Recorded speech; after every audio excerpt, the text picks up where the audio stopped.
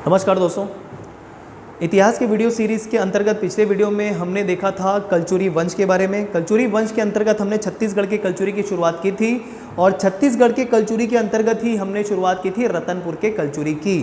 ध्यान रखिएगा, छत्तीसगढ़ के कलचुरी जब हम पढ़ते हैं तो छत्तीसगढ़ में ही कलचुरियों की दो शाखा होती है, एक रतनपुर की शाखा और एक रायपुर की शाखा। पिछले वीडियो में हमने क्या शुरुआत की थी?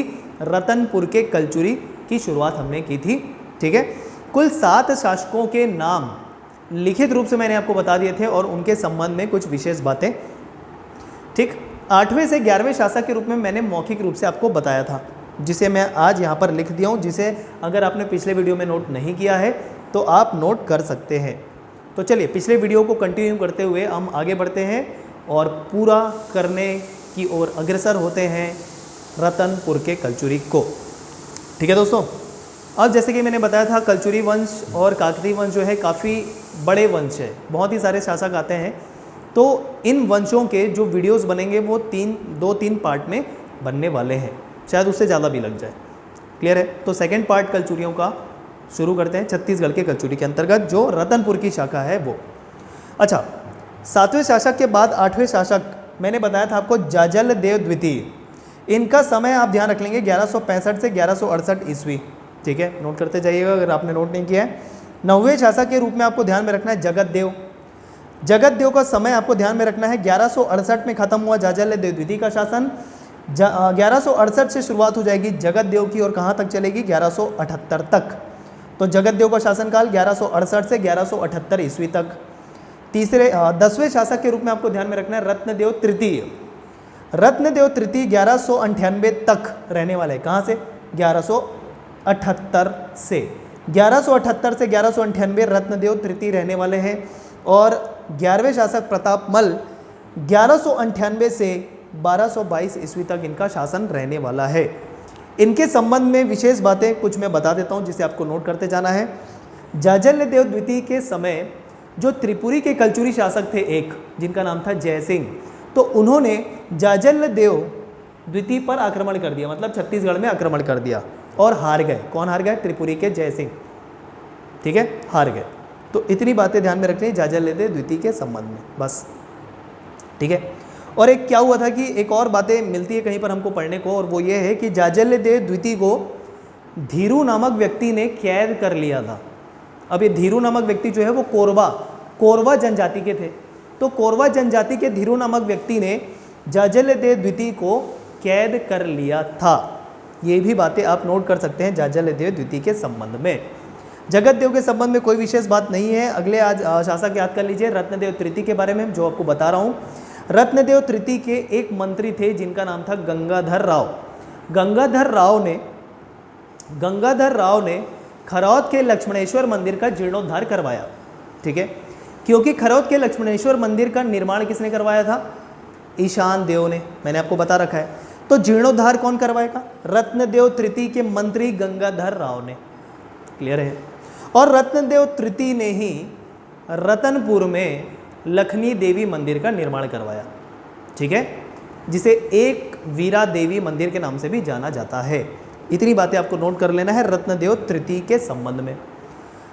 11वें शासक प्रतापमल के संबंध में आपको इतनी बातें ध्यान रखनी है कि उन्होंने चक्राकार सिक्के और षटकोण आकार के सिक्के जारी करवाए थे। क्लियर है? इतनी बातें ध्यान में रखना है प्रतापमल के संबंध में। और इनके सामंत, प्रतापमल के एक सामंत का नाम याद रख लीजिए, जशराज या यशोराज। ठीक है, तो ये हो गए शासक क्रमांक 8 से 11, क्योंकि पिछले वीडियो में जो बोर्ड में लिखा था 7वें शासक तक लिखा था। अब हम चूंकि 11वें शासक तक बात कर लिए हैं और 11वें शासक तक कंटिन्यूअस रूप में शासन करते हैं, मतलब एक के बाद एक शासन करते हैं। लेकिन प्रतापमल के बाद, जैसा कि मैंने आपको पिछले वीडियो में बताया था, मतलब 1222 ईस्वी के बाद क्या हो जाता है कि कलचुरी शासकों की जानकारी मिलना बंद हो जाती है, मतलब कोई भी अभिलेख प्राप्त नहीं होते हैं। इससे हमको ये नहीं पता चल पाता है कि प्रतापमल के बाद कलचुरी के कौन से शासक ने शासन किया, कौन से समय में, 1222 के बाद। ठीक है, तो प्रतापमल के बाद कुछ समय अंधकार युग कहा जाता है, क्योंकि किसी भी शासक की जानकारी नहीं मिलती है। ठीक है, तो जो आज हम शुरुआत करेंगे कहाँ से करेंगे? अंधकार युग के बाद से करेंगे। समझ में आई बातें? चलिए, तो 12वें शासक के तौर पे कंटिन्यूअस नहीं है, बीच में अंधकार युग आ गया। देखिए कहाँ से शुरुआत होगी, देखिएगा 12वें शासक के रूप में आपको याद रखना है बहारेंद्र साय या बाहर साय। ठीक है, बहारेंद्र साय या बाहर साय। तो बहारेंद्र साय का समय 1480 ईस्वी से 1544 ईस्वी तक रहेगा। अब 1222 से 1480 के बीच का समय गायब है, कोई अभिलेख की जानकारी नहीं मिलती है। तो इसी कारण 1222 से 1480 ईस्वी तक के समय को अंधकार युग कहा जाता है कलचुरी वंश के संबंध में। बहारेंद्र साय 1480 ईस्वी से 1544 ईस्वी। चलिए बात करते हैं। अब क्या हुआ कि इन्होंने राजधानी परिवर्तित कर दी और कहाँ पर ला दी? राजधानी को छुरी कोसगई में। इसके पहले तक कहाँ चल रही थी राजधानी? सबसे पहले हमने तुम्बाड़ देखा था, तुम्बाड़ के बाद रतनपुर ही चल रही थी प्रतापमल तक। ठीक है, लेकिन अब हमको देखने को मिलता है कि जो 12वें शासक थे अंधकार युग के बाद, जो हमको जानकारी मिली बहारेंद्र साय की, उन्होंने राजधानी को परिवर्तित करके क्या कर दिया? छुरी कोसगई। ठीक है, मतलब पहले नाम था कोसगई, अब वर्तमान में उसे छुरी कहा जाता है, कोरबा के ही क्षेत्र के अंतर्गत आता है। क्लियर है? राजधानी परिवर्तित हो गई और ऐसा कहा जाता है कि इन्होंने जो राजधानी परिवर्तन किया था वो पठानों के आक्रमण से बचने के लिए किया था। ठीक है, या पठानों के आक्रमण के समय राजधानी इन्होंने परिवर्तन कर दिया था। तो यहाँ पर मैंने एक तथ्य लिखा यहाँ पर कि इस समय, किसके समय? बहारेंद्र साय के समय पठानों का आक्रमण हुआ था छत्तीसगढ़ में। राजधानी परिवर्तित करके ले आए कहाँ पर? छुरी कोसगई, कोरबा के अंतर्गत। क्लियर है? तो तीसरी राजधानी के रूप में आपको ध्यान में रखना है क्या? छुरी कोसगई। आगे बढ़े, देखिए निर्माण कार्य क्या करवाया इन्होंने। कोसगई है तो कोसगई माता मंदिर का निर्माण करवाया, चैतुरगढ़ किले का निर्माण करवाया और सबसे महत्वपूर्ण बात कोषागार का निर्माण करवाया, जिसको इंग्लिश में ट्रेजरी कहा जाता है। ट्रेजरी, जहां धन वगैरह रखे जाते हैं। ठीक है, कोषागार का निर्माण करवाया, ये बहुत ही महत्वपूर्ण है। ठीक, क्योंकि ये जो आने वाले 3 शासक हैं इनके संबंध में कुछ ऐसी बातें ध्यान में रखना है जो राजस्व से संबंधित है या पैसे से संबंधित है। तो कोषागार के लिए याद करना है आपको बहारेंद्र साय को। आगे बढ़े। अब एक चीज देखिए, जैसा कि मैंने आपको कहा प्रतापमल 11वें शासक और 12वें शासक बहारेंद्र साय के बीच का समय अंधकार युग कहलाता है। लेकिन बाबू रेवाराम जो हैं, ठीक है, बाबू रेवाराम जो हैं एक लेखक है, उनके अनुसार प्रतापमल और बहारेंद्र साय के मध्य विभिन्न शासक आते हैं। मतलब 1222 से 1480 तक बीच में आने वाले इस अंधकार युग में उन्होंने कुछ शासकों के नाम बता दिए हैं और ऐसा कहा है कि ये कलचुरी वंश के शासक हैं। अभिलेख से जानकारी प्राप्त नहीं होती है, लेकिन कौन कह रहा है ऐसा? बाबू रेवाराम कह रहे हैं। तो इनके अनुसार इस समय से इस समय के बीच में कलचुरी शासकों की सूची उन्होंने दे दी और वो इस प्रकार है। देखिएगा, नाम याद करना जरूरी है, मैंने आपको बताया था, पूछ लिया जाएगा। ठीक है ना? चलिए, तो बाबू रेवाराम के अनुसार प्रतापमल और बहारेंद्र साय के मध्य के राजा, 1222 से 1480 के मध्य आने वाले राजा कलचुरी वंश के, जय सिंह देव, धर्म सिंह देव, अब सबके आगे देव देव लगा है, जहाँ भी सिंह है उसे आप जोड़ लीजिएगा। जय सिंह देव, धर्म सिंह देव। अब देखिए सबका नाम वो मिलता जुलता है ही पूरे कलचुरी वंश में। देखिए कितने सारे द्वितीय तृतीय तक पहुँच गए। यहाँ पर भी जय सिंह है, एक जय सिंह मैंने आपको बताया था जाजला देव द्वितीय पे आक्रमण किया था। तो इस तरीके से आपको रिलेट नहीं करना कि जय सिंह क्या वही है, ठीक है, नहीं। जय सिंह देव, धर्म सिंह देव, जगन्नाथ सिंह देव, वीर सिंह देव, ठीक है, कमल देव, शंकर साय, मोहन साय, दादू साय, पुरुषोत्तम साय। इतनी बातें आपको ध्यान में रखनी है। ठीक है, अब ये वीर सिंह देव को एक जो राजा है उसको मैंने अंडरलाइन कर लिया है। तो इसको अंडरलाइन इसलिए किया क्योंकि जब वीर सिंह का शासन था लगभग 14वीं शताब्दी के अंत में, ठीक, वीर सिंह देव का शासन था, उस समय छत्तीसगढ़ के कलचुरियों की 2 शाखा बट गई। जैसा कि मैंने आपको बताया, एक शाखा रतनपुर की शाखा हो गई और एक शाखा अलग होकर रायपुर क्षेत्र में आ गई शासन करने के लिए, जिसे रायपुर के कलचुरी कहा जाता है। तो ध्यान रखना है, महत्वपूर्ण प्रश्न बन सकता है। वीर सिंह के समय, वीर सिंह देव के समय कलचुरी राजवंश जो छत्तीसगढ़ के अंतर्गत शासन कर रहे थे वो 2 शाखा में बट गई। एक हो गई रतनपुर के कलचुरी और दूसरी हो गई रायपुर के कलचुरी। वीर सिंह देव के समय याद रख लीजिएगा, एग्जैक्ट डेट नहीं पता है तो 14वीं शताब्दी के अंत में, मतलब 1300 कुछ आखिरी में 1380-90 के आसपास। क्लियर है? तो इस तरीके से आप ध्यान में रखेंगे। क्लियर है? तो इतने शासकों की सूची बता दी बाबू रेवाराम ने, करना पड़ेगा याद। क्लियर है? अब एक और चीज़, बहारेंद्र साय का एक अभिलेख प्राप्त होता है, एक अभिलेख प्राप्त होता है, उसमें पूर्ववर्ती राजाओं के नाम दिए हुए हैं। सिंघड़, डंधीर, मदन ब्रह्मा, रामचंद्र, रत्नदेव, इतने शासकों की जानकारी मिलती है एक अभिलेख से जो बहारेंद्र साय का है, जो इनके पूर्ववर्ती। ठीक है, क्रम से याद करेंगे। सिंघड़, सिंघड़ के बाद डंधीर, डंधीर के बाद मदन ब्रह्मा, फिर रामचंद्र और रत्नदेव। और इस रत्नदेव को बहारेंद्र साय का पिता कहा गया है। मतलब रत्नदेव के पुत्र कौन हुए? बहारेंद्र साय, ऐसा उस अभिलेख में पता चलता है। तो इसको भी मैंने आपको बता दिया है, आप नोट कर लीजिएगा। तो ये हो गया विशेष बातें बहारेंद्र साय के संबंध में। 12वें शासक हो गए। चलिए 13वें शासक देखिए, कल्याण साय। इनका शासन समय रहेगा 1544 से 1581, 1544 से 1581। ठीक है। अब एक चीज़ कल्याण साय बहुत ही महत्वपूर्ण होने वाले हैं कलचुरी वंश के संबंध में। देखिएगा क्यों? क्योंकि कल्याण साय को मुगल सम्राट ने अपने दरबार में बुलाया था, या कहना चाहिए एक मुगल सम्राट होंगे। देखेंगे अकबर है कि जहांगीर है, इसमें कन्फ्यूजन वाली स्थिति है, फिर से मैं क्लियर करूंगा। देखिएगा, तो ये मुगल सम्राट के दरबार में 8 वर्षों तक रहे थे। कौन? कल्याण साय। देखिएगा क्यों? जहांगीर के समय 8 वर्षों तक मुगल सम्राट के दरबार में या जहांगीर के दरबार में ये थे, या कहना चाहिए क्या, तुजुके जहांगीरी में, खुद तुजुके जहांगीरी में इस बात का वर्णन है कि जहांगीर के पुत्र थे परवेज, एक पुत्र थे परवेज। उस परवेज ने कल्याण साय को जहांगीर के समक्ष प्रस्तुत किया और 8 वर्षों तक अपने कैद में रखा। मतलब जहांगीर ने अपने कैद में रखा।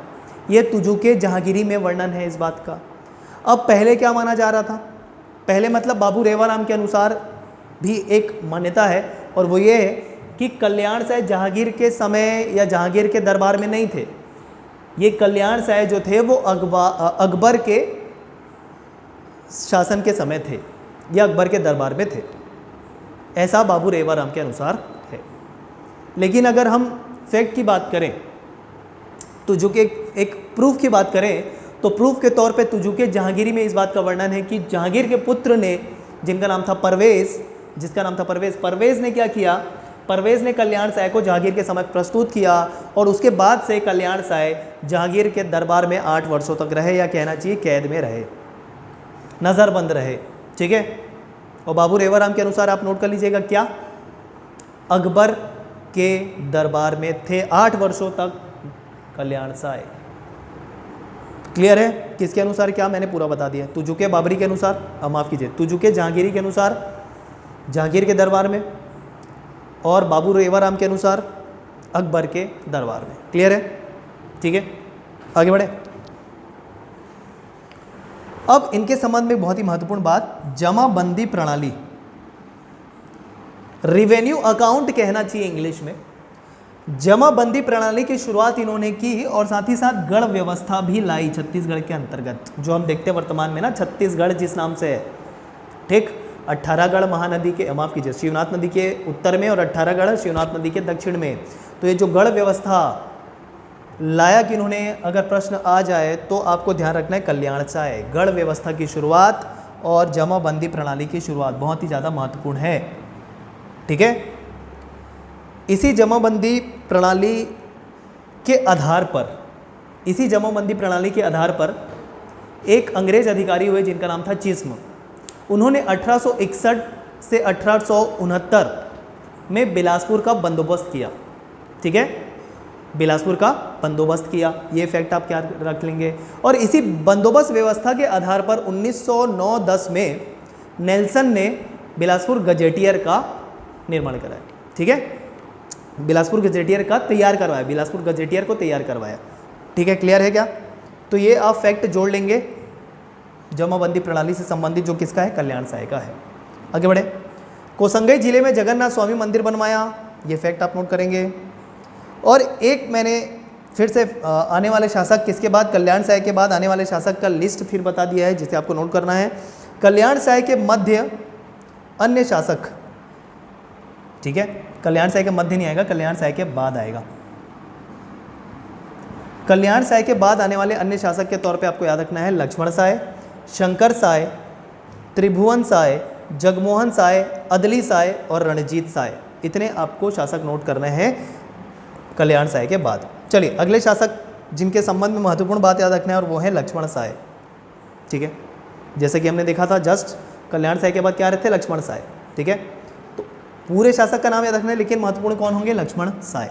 लक्ष्मण साय के संबंध में आपको ध्यान रखना है कि बही खाता और लेखा जोखा, ठीक है, बही खाता और लेखा जोखा बजट प्रणाली की शुरुआत इन्होंने की, ठीक है।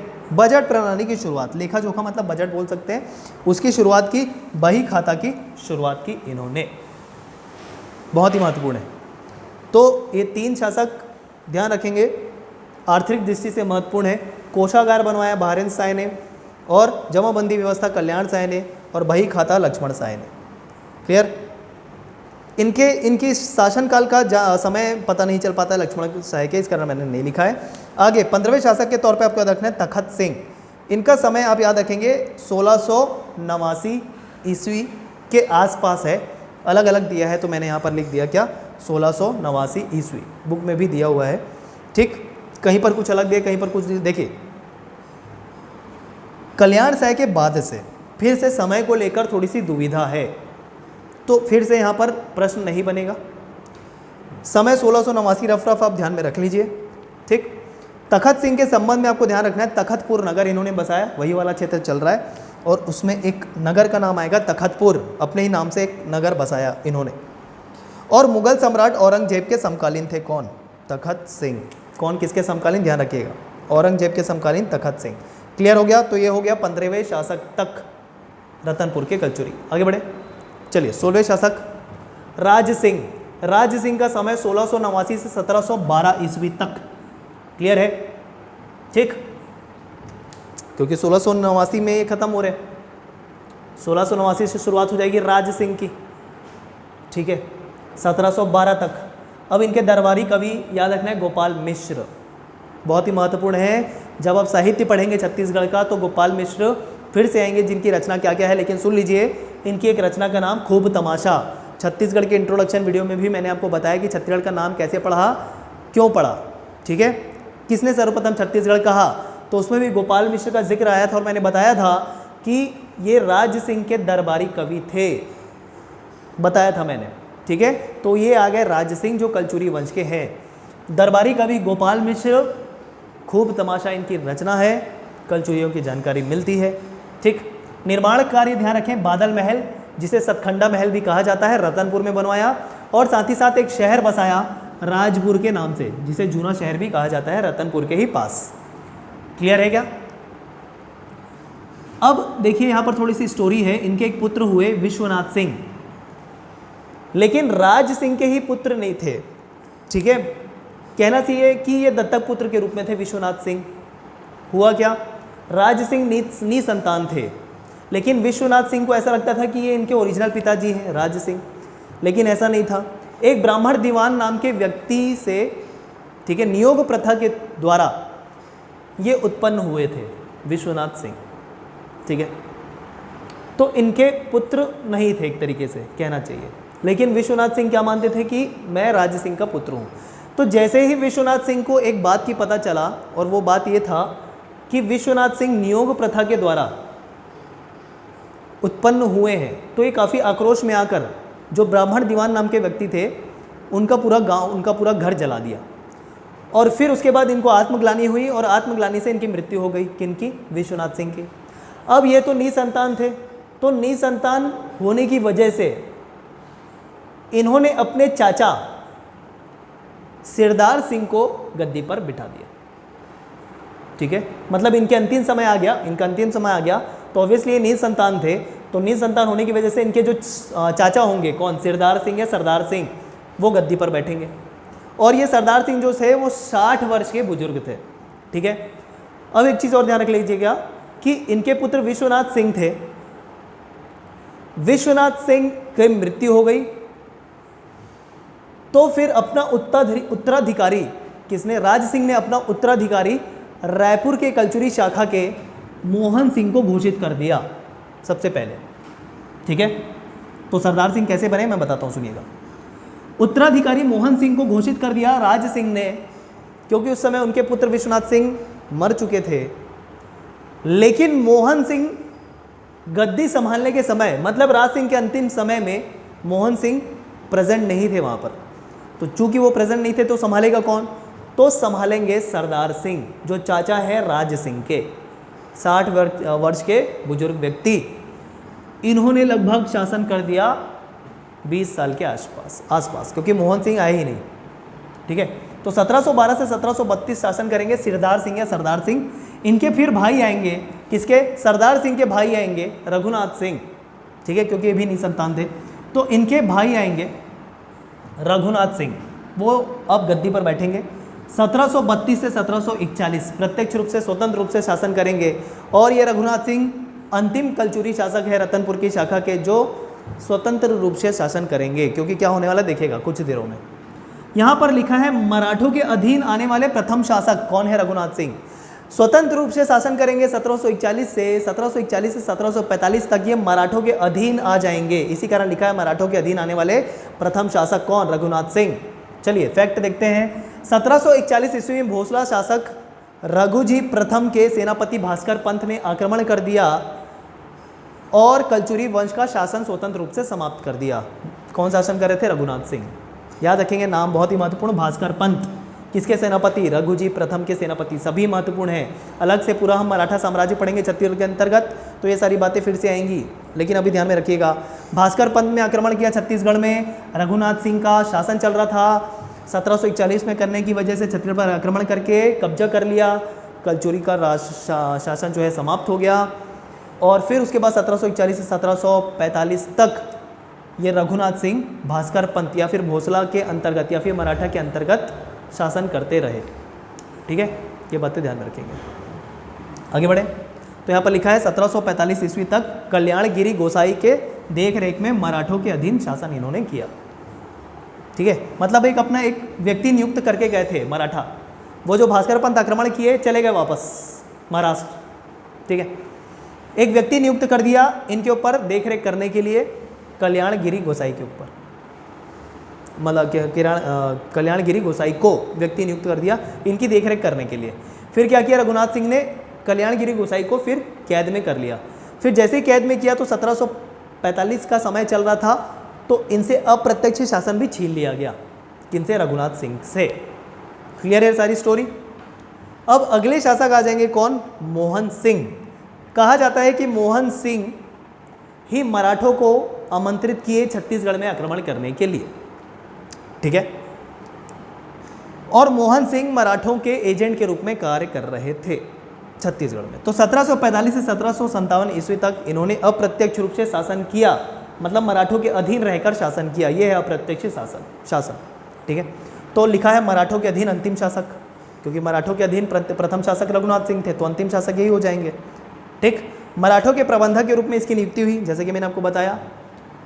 इसके बाद मराठों का प्रत्यक्ष शासन शुरुआत हो गया, मतलब कलचुरी के अंतिम शासक के तौर पे, जिन्होंने हालांकि मराठों के अधीन रहकर शासन किया, तो अंतिम शासक के तौर पर आपको याद रखना मोहन सिंह। इसके बाद से प्रत्यक्ष शासन करने आ जाएंगे मराठे छत्तीसगढ़ के अंतर्गत। इतनी बातें आपको ध्यान में रखनी है। ठीक है, तो ये हो गया पूरा हमारा रतनपुर के कलचुरी फिनिश। कुछ बातें और नोट कर लीजिएगा, जैसे कलचुरी कालीन साहित्यकार कौन कौन हैं जिनसे कलचुरी वंश की जानकारी मिलती है। एक गोपाल मिश्र, जैसे कि मैंने आपको पहले बता दिया है, छत्तीसगढ़ के वाल्मीकि कहे जाते हैं गोपाल मिश्र। ठीक, पंडित शिवदत्त शास्त्री, इतिहास समुच्चय नामक इन्होंने रचना की, जिसमें फिर से जानकारी मिलती है कलचुरी वंश की, पंडित शिवदत्त शास्त्री। ठीक, माखन मिश्र, अमर सिंह के दरबार में कवि थे माखन मिश्र। अभी अमर सिंह कौन है, रायपुर के कलचुरी शाखा के अंतर्गत एक शासक है अमर सिंह। क्लियर है, तो इतनी बातें और एक्स्ट्रा आपको नोट कर लेनी है।